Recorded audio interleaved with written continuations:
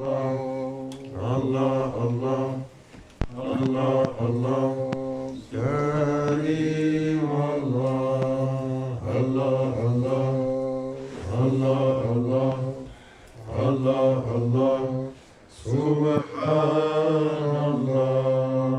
Allah, Allah, Allah, Allah, Allah, Allah, Sultan Allah. يا أنت السلطان. نحن عبيد. أعوذ بالله من الشيطان الرجيم. بسم الله الرحمن الرحيم. الحمد لله والشكر لله ولا إله إلا الله والله أكبر ولا حول ولا قوة إلا بالله العلي العظيم. بسم الله الرحمن الرحيم. أطيعوا الله أطيعوا الرسول وأولي الأمر منكم. دستور مدد يا سيدي مدد يا رجال الله. الحمد لله. Allah Azza wa Jalla nous a accordé le compagnonnage sur ce chemin de vérité. Astur Madad ya Rijal ala Sultanul Awliya Sayyidina Sheikh Mohammed Nazim al-Haqqani. Madad ya Kutub al-Tasarif. Dastur Madad ya Sahib al-Imdad.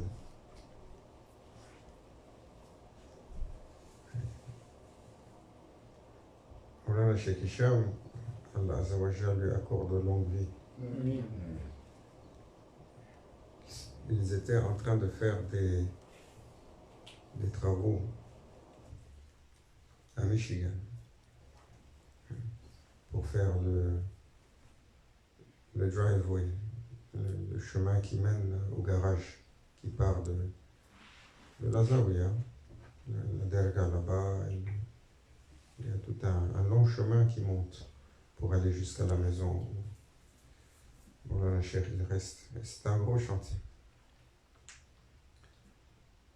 Alors, il y a beaucoup de machinerie et à un moment donné, il est sorti pour s'asseoir dans le garage.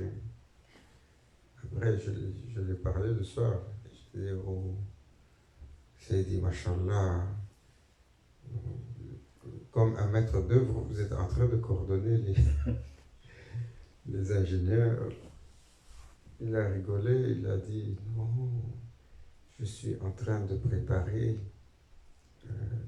le chemin d'arrivée pour vos Altesses royales. En parlant des étudiants. Et c'est une image, Masha'Allah, véritable. Seulement pour celui qui sait. Comment ils ont à cœur le cheminement de leurs étudiants. How for them it's precious that their students, their followers, their murid will make the path.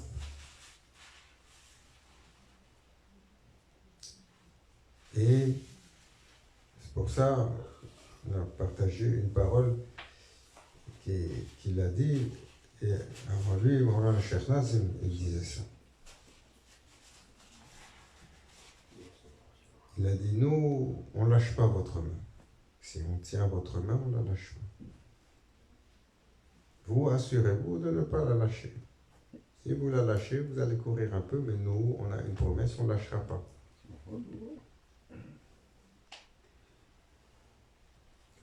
Et le cher, Moulana Cheikh Hicham, il expliquait qu'un cher, Cheikh al-Irshad,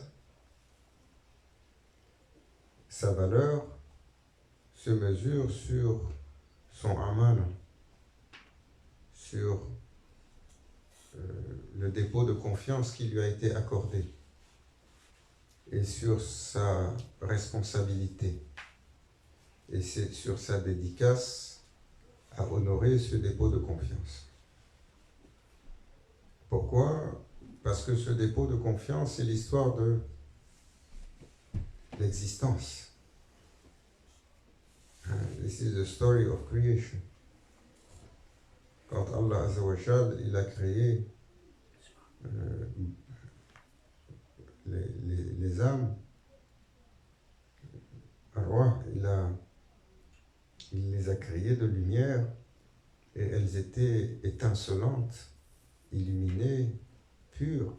Allah Azza wa Jal les a questionnées. Alastu bi rabbikum? Qalu bala. Ne suis-je pas votre Seigneur? Ne suis-je pas votre Seigneur? Et les âmes ont répondu oui. Toutes. Et Allah Azza wa Jal, il a appelé le prophète sallallahu alayhi wa sallam et il lui a accordé cette amana. Oui, il y a, ô mon bien-aimé, cette amana pour toi. Et le prophète sallallahu alayhi wa sallam a accepté. Et Allah Azza wa Jal lui a dit, il y a une condition sur ton acceptation. Je te confie cette création, mais il faut que tu me la ramènes aussi pure et aussi lumineuse. Et quand le prophète sallallahu alayhi wa sallam a entendu ça, Allah Azza wa Jal lui a montré la condition de Bani Adam. Quand ils vont arriver ici, ce qu'ils vont faire. Nous, nos torpitudes, nos égarements, nos péchés, nos manquements. Et le prophète sallallahu alayhi wa sallam a dit, j'accepte, Ya Rabbi. Mais s'ils doivent avoir une telle condition, j'ai besoin de ton support pour pouvoir les ramener comme dans l'état originel, pur. Et Maulana Cheikh Hicham, il nous racontait, il a dit, et Allah, il lui a dit, je te donnerai de mes amis pour t'aider dans ta tâche. Et là est la fonction alors des awliya. La fonction principale des awliya, c'est d'aider le prophète sallallahu alayhi wa sallam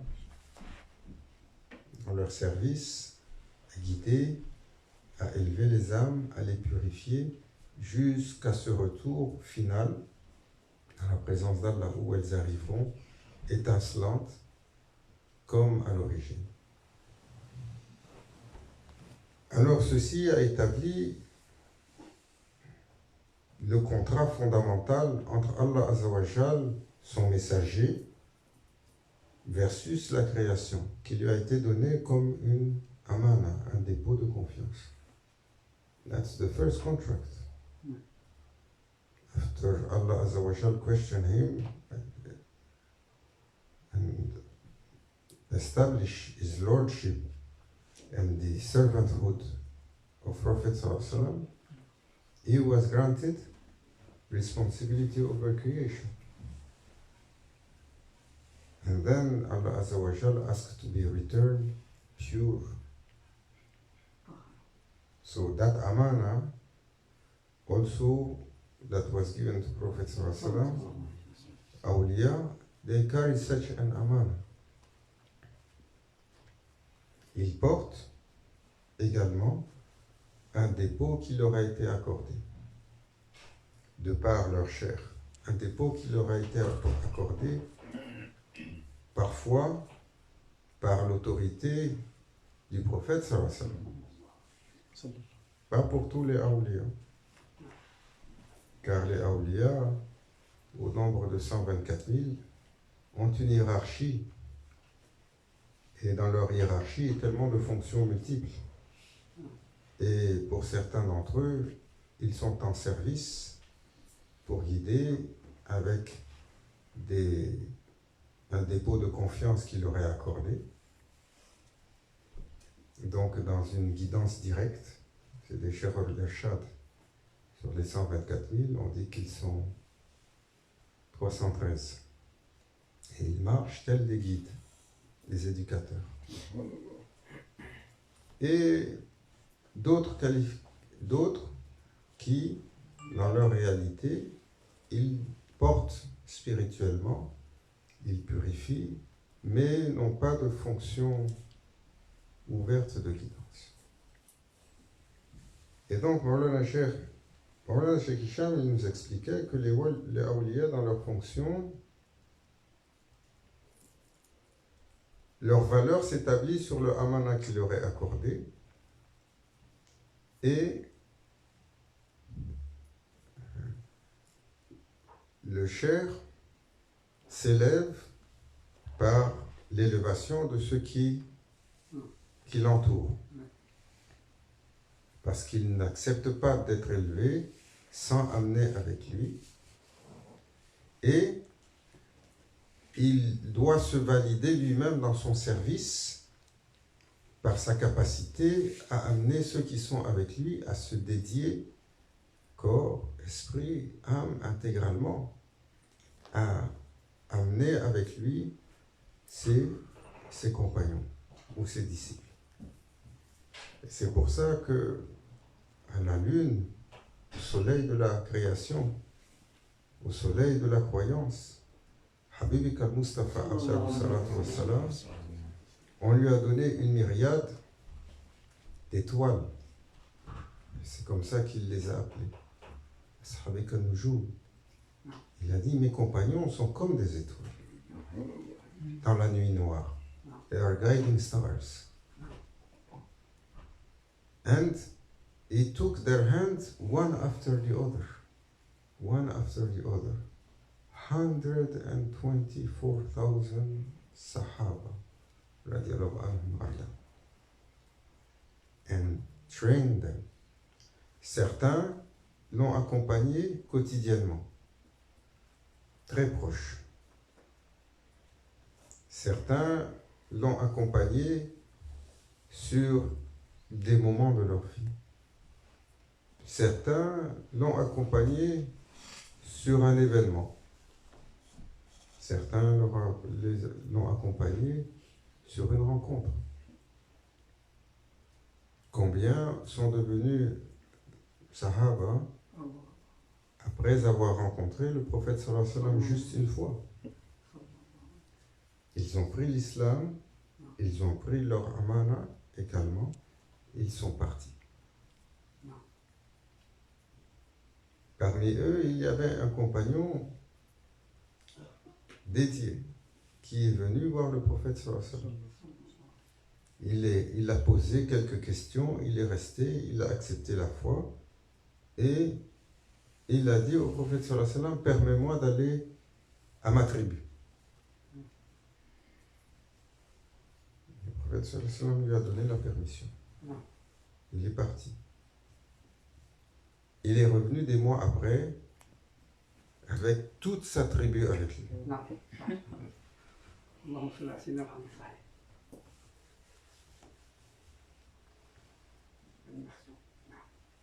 C'est Sa'ad ibn Waqas. Il est parti, il a passé 20 ans de voyage en Chine. 20 ans de voyage. Il était en Chine sur 3 ou 4 allers-retours pour aller enseigner, et sur le chemin, il enseignait. Et il ramenait les gens à l'islam. Et donc, Maulana Cheikh Hicham, il disait, chez le cheikh, il y a un paradoxe. Il y a un paradoxe. Le cheikh n'a pas besoin de ses étudiants. Il a Allah pour lui, il a le prophète sallallahu alayhi wa sallam pour lui. Mais le cheikh a besoin des étudiants. Parce que c'est son amana et il doit rendre compte pour ses étudiants au prophète sallallahu alayhi wa sallam. Et c'est comme cela qu'il établit sa fonction et accomplit sa fonction. Et donc un cheikh désire le plus haut pour son étudiant. Même si l'étudiant ne comprend pas, même si l'étudiant ne voit pas, même si l'étudiant ne perçoit pas. Il désire le plus haut. Et il va accompagner, tenir la main, guider, au fur et à mesure des années, l'étudiant en travaillant sur son cœur et en l'amenant et en bâtissant un relationnel de cœur qui est bien attaché avec le chef.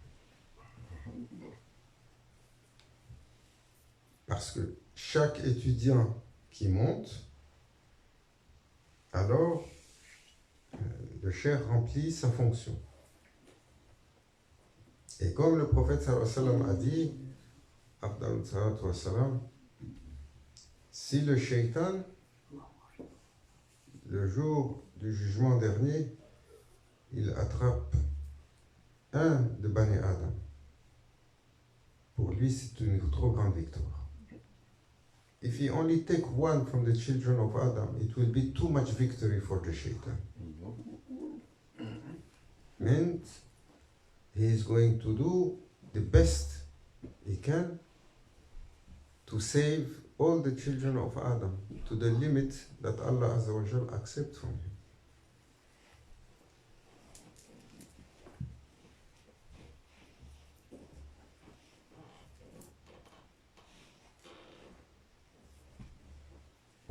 Le prophète sallallahu alayhi wa sallam a décrit les croyants ont un lien fraternel. Et le croyant, donc il aime son frère. Il a une attention pour son frère. Mais le croyant qui s'accomplit, when he accomplish himself, il aime pour son frère ce qu'il aime pour lui. Donc il ne va pas recevoir quelque chose sans penser à son frère et dire Ya Rabbi, il y a mon frère. Parce que c'est l'essence de l'excellence. C'est dans Mohammed lorsqu'il est arrivé, il est né, il est sorti dans ce monde, il est allé en sajda et il a commencé à glorifier son Seigneur et à réciter.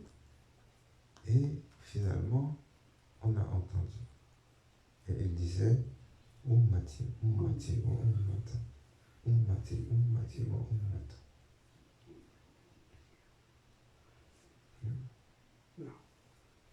C'est un prophète, le messager d'Allah. Son âme est pure, étincelante, elle remplit sa fonction. Il est la fierté de la création. Nous, combien de fois on pense, mes frères et mes sœurs et ma communauté, et mes parents et mes enfants, Ya Rabbi. Et peut-être des fois dans le Dora, on est bien inspiré, on demande, oui. Mais comme état de cœur, comme état conscient, Ya Rabbi, Ya Rabbi. Élève-les. Alors, grande chère, c'est Nasher Abdullah Faiz Dagestani.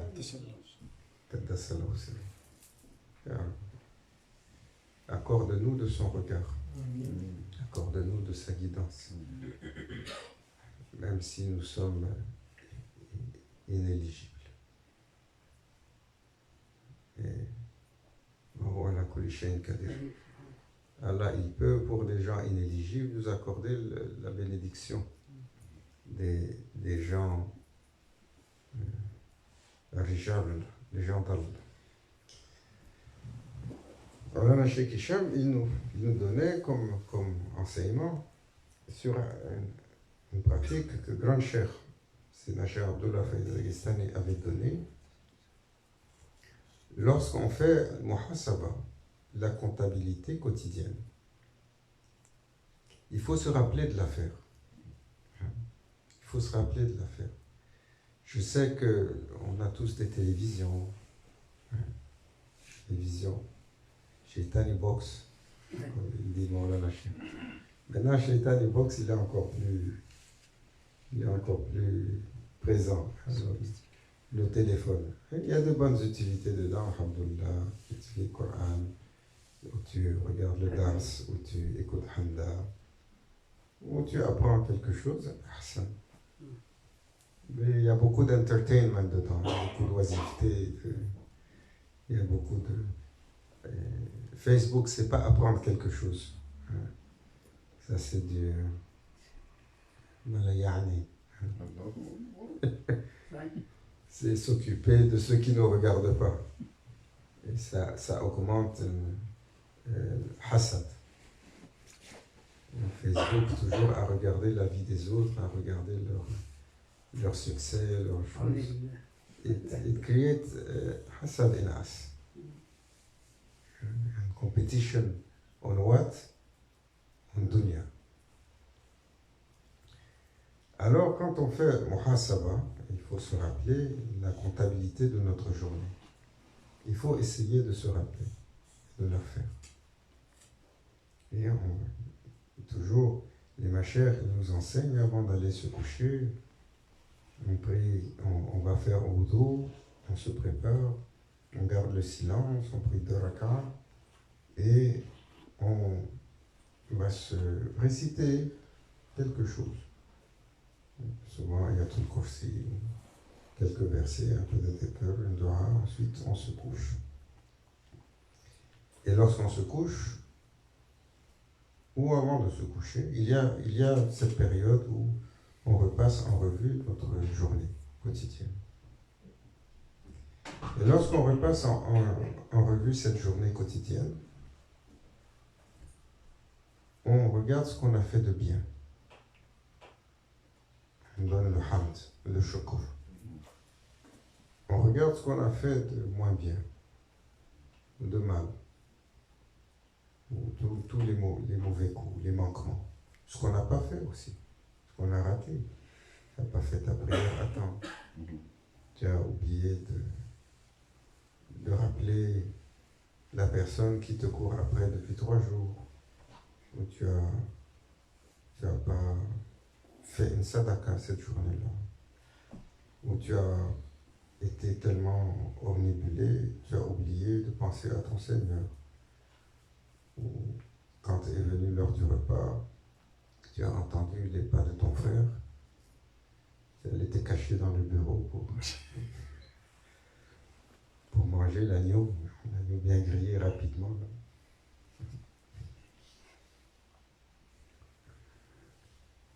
L'agneau bien grillé.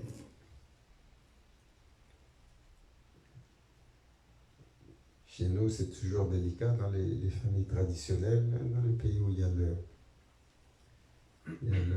comment on appelle ça? Il y a un certain niveau de vie qui est pauvre, donc il y a un plat principal. Tout le monde est assis autour, on mange avec la main dedans.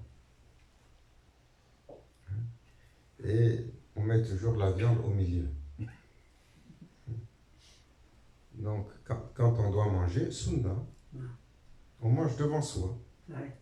Tu ne vas pas mettre ta main pour aller de l'autre côté.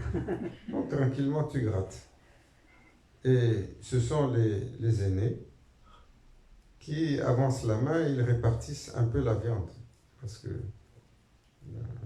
la viande, c'est des milieux modestes. On ne mangeait pas la viande comme on mange aujourd'hui. Alors, vous savez, chez nous, on avait toujours le problème de courant. Parce que c'est des pays qui ont des infrastructures déficientes et on a tellement de gens qui ont volé le bien public. Alors, toujours des pannes de courant. Alors, il y avait l'autre là, il aime la viande et un bon morceau comme ça. Et là, le courant, il se coupe, c'est la nuit, il est dans le noir. Et il lance la main pour aller chercher la viande, il pète dans la bouche. Mais au lieu de prendre la viande, il a pris aussi, à côté, il y avait la surprise du chef. Vous savez, chez nous, il y a les piments ronds, la banane. Ça, c'est tellement fort que quand tu manges, si tu n'as pas l'habitude, tu as des spasmes, tu as des systèmes nerveux qui tremblent. Il l'a mis dans la bouche comme ça. Et là, le courant, il revient. Il ne peut pas parler, il ne peut pas crier, il ne peut pas se lever, c'est impoli. Alors c'est tellement chaud que il pleure. Pleurait, oui. Il pleure, il pleure, il pleure. Alors on lui dit, voilà, Il aime le Coran. oh, notre frère, qu'est-ce qui se passe comme ça que tu es émotif? Il ne peut pas parler, il pleure. Alors tout le monde est perplexe. Finalement, il arrive à ouvrir la bouche, il dit, j'ai une petite nièce qui aimait beaucoup ce plat qui nous a quittés.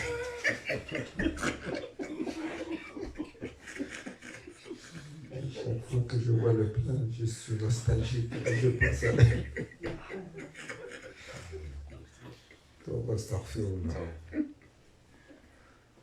et nos mauvaises habitudes qui ressortent dans les petites histoires comme ça. Donc oui, quand on fait la comptabilité, il faut penser à ces choses-là. Ce qu'on a fait, ce qu'on n'a pas fait, ce qu'on a dit. Qu'est-ce que j'ai fait aujourd'hui pour servir mon cher? Ça, c'est une question qu'on ne se pose pas. Qu'est-ce que j'ai fait en service pour mon cher?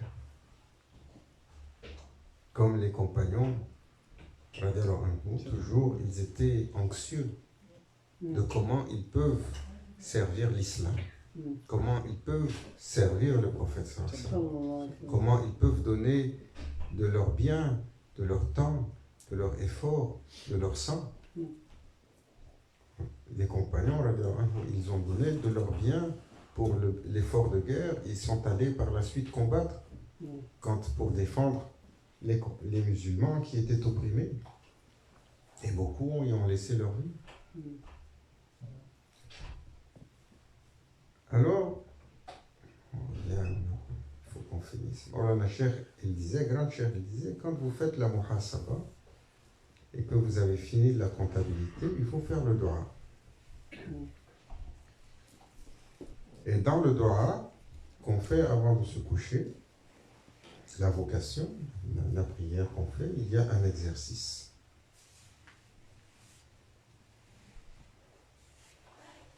Dans lequel le serviteur doit dire « Ya Rabbi » de ce que tu m'as accordé en khair, quoi que ce soit. Ya Rabbi, j'ai l'intention de le partager avec toute la Ummah.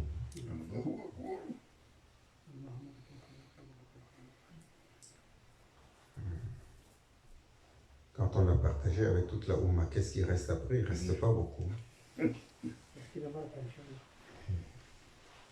Il reste, après ça, le Rida d'Allah.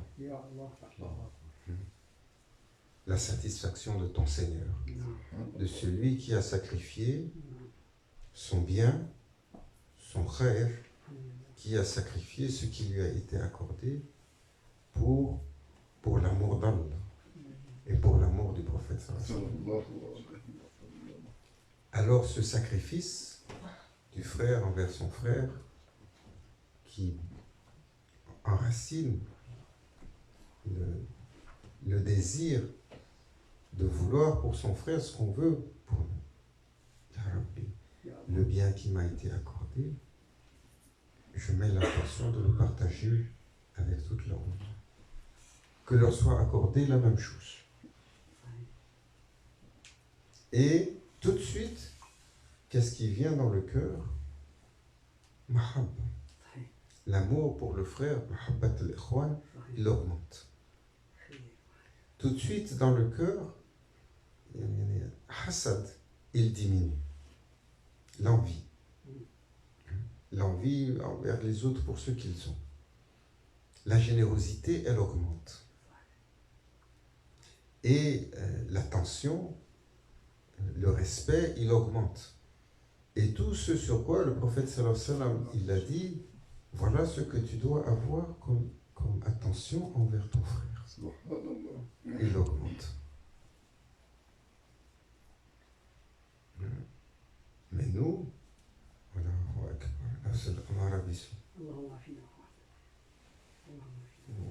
si on a une voiture, il ne faut pas que l'autre il ait ça.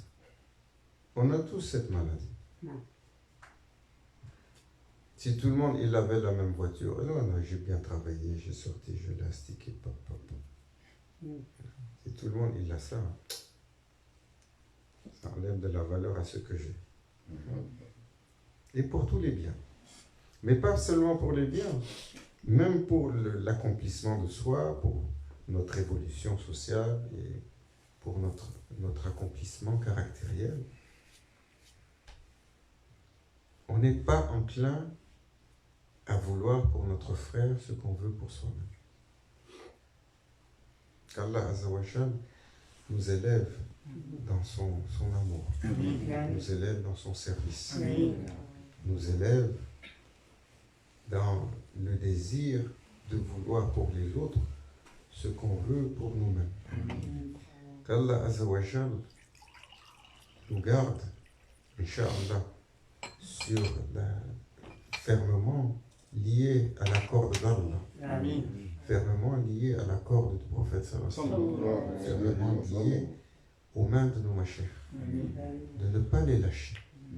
Allah Azzawajal nous accorde, Inch'Allah, d'être parmi ceux qui ont la générosité de vouloir partager leur bien-être tous les jours, de vouloir pour les autres ce que nous avons pour nous, et d'avoir cette générosité de désirer le khayr pour tous les autres. Comme le prophète sallallahu alayhi wa sallam a dit, je prie Allah, je souhaiterais que le jour où les enfants, que le Bani Adam, les enfants d'Adam rentrent au paradis, Allah il fait la porte si large que tous ils rentrent ensemble et qu'un il ne peut pas dire à l'autre je suis rentré avant toi. Regardez comment il a aimé Saoum, comment il a aimé les créatures. qu'Allah nous imprègne de cet amour, de cette attention pour les créatures, encore et encore. Et nous protège de tout ce qui est contraire à cet esprit. Amin. Et la hadratina al-Fatiha.